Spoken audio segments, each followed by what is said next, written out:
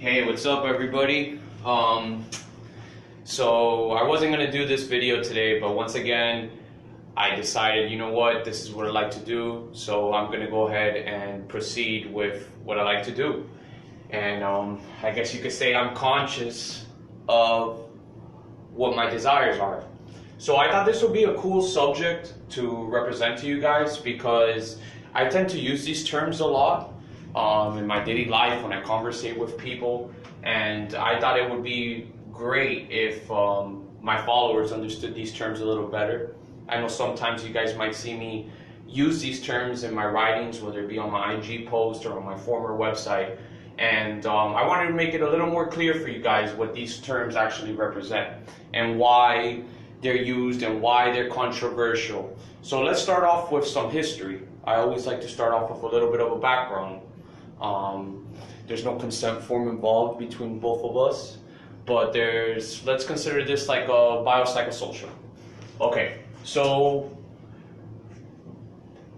these terms, not the subconscious, but conscious and unconscious, were coined by Sigmund Freud. And to Sigmund Freud, he was way ahead of his time. I said it in my presentations, he was way ahead of his time.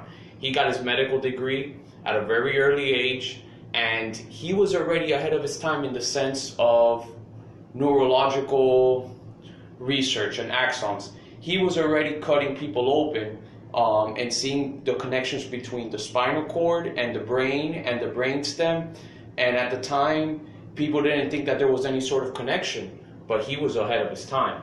And he coined these two terms. So let's review the first one. Consciousness. The fact of awareness by the mind or by the mind itself. So I am conscious that I am doing this video. I am conscious of why or at least I think I am conscious of why I'm doing this video, because I said I like to do them. I am conscious of what's happening on the basketball court when I am there. I am conscious of what's happening in the classroom when I am there. Maybe not all the time, because sometimes people daydream, but most of the time I'm pretty conscious of what's going on. And we tend to think it was around the 1970s that those psychologists that were going to school, or the present day psychologists, they saw this as everything we do is conscious. They didn't want to use this term unconscious. Everything we did. I believe one person even said one time, I believe even there was a famous psychologist at the time, cognitive behavioral psychologist, who said that he could never think of something he didn't do consciously. Well, so what does that tell you? People were scared to use Freud's terms, which is a little odd, because the DSM, which is the Bible for diagnosing and psychologists and psychiatrists, stayed with the psychoanalytics until about the 1990s. So that's very unusual. So he said that. Then another term Freud coined was the unconscious part of the mind, which is the part of the mind that is inaccessible to conscious, the mind, but affects behavior or emotion. So let's think about that for a second. Conscious is we're aware, pretty much is awareness, and then consciousness is unawareness. So around the 1970s, people thought everything we did was conscious. Nowadays, we know, through not only because of Freud, forget Freud, I even like to use the term neo-consciousness. And why do I like to use that term? Because it takes away Freud's term of consciousness. So unconsciousness to Freud was underlying factors that influenced our behavior and our emotions. But here's the thing with Freud. He tended to use these subconscious factors were very primitive. So nowadays, back then, Freud thought, it was normal for a kid to want his father to die so he can have his mother. Or it was normal for a kid, the Oedipus complex, which is for the kid to have sexual fantasies about the mother. We know that's not necessarily true. We know that he was ahead of his time in that not all our behavior is in our awareness on why we do things. He was ahead of his time of that, but the conclusions he's formed was very primitive. Now today we have brain scans which reflect that most of the actions we do is not for the reasons we think that we do them. So when I tell you that most of the actions, the research today, this is not disputable. This is not something that you can argue with somebody. Research today, electronic brain scan images represent that most of the factors that we do or that we think that why we're doing things is not the real reason. So what does that tell you? That probably, well, I don't know what it tells you because you guys can't reflect back to me, but I'll tell you what it tells me. It tells me that most of the things that we do, our experiences, our past traumas, so basically our developmental history, our past trauma, things that happened maybe 5 weeks ago that we might not pay any importance to today, actually influence a lot of what we do.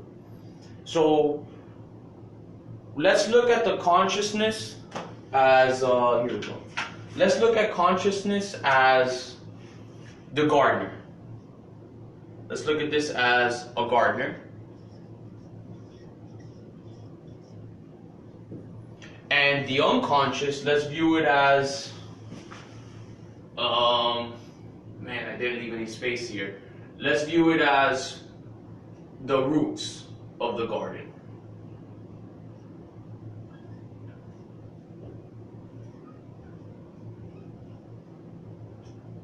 And let's put here the garden itself.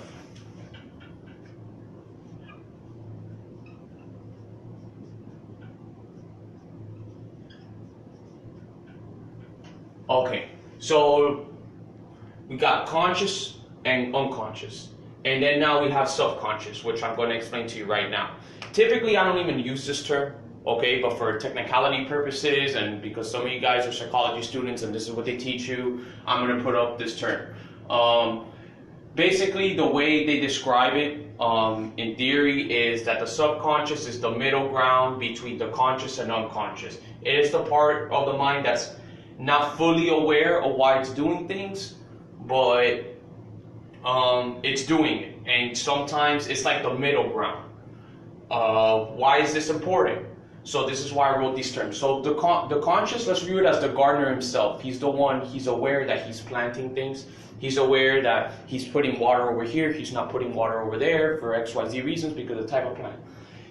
The subconscious is the garden itself. So the garden itself, there are things he's aware of why he's putting water, why he's fertilizing this plant, why he's not doing that, but he doesn't really fully understand the nature of the plant itself because some of it's hidden from him. So sometimes, let's look at it as the garden. Then we have the unconscious, which is what's in the roots. What happens if the soil is bad? What happens if the soil is good and the plants come out great? Or what happens if it's not raining and the soil down there there's not enough minerals? That's the unconscious part, the part that you can't see. So where does this reflect in our lives?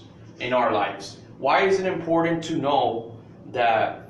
And why is it so important that science in today's age shows that most of our behaviors are influenced by our unconscious mind?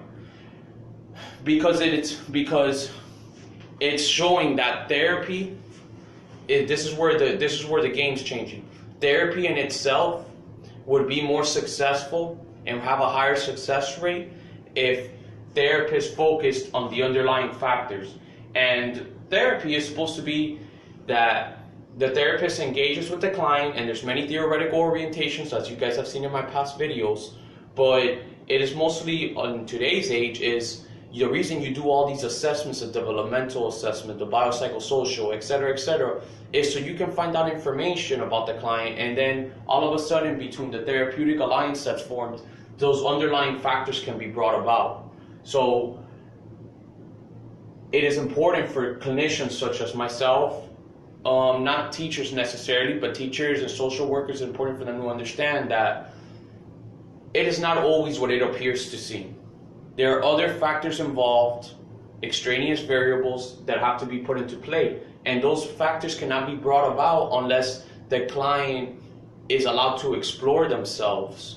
This happened, maybe the client has been engaged in trauma. Maybe he saw his family die at a young age, but now he's repressed that to the side, and all of a sudden he's in therapy with you, and he's only ever focusing on now. He's only focusing on what happened 2 weeks ago. Well, I'm sure a lot of the decision makings and the way he feels, whether he believes it or not, is influenced by the unconscious.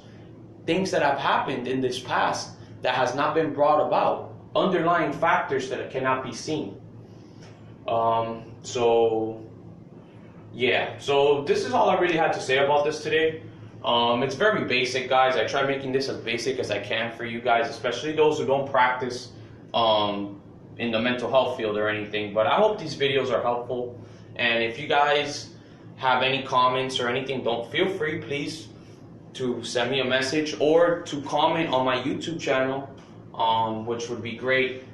And don't forget to tell your friends to subscribe, okay? See ya.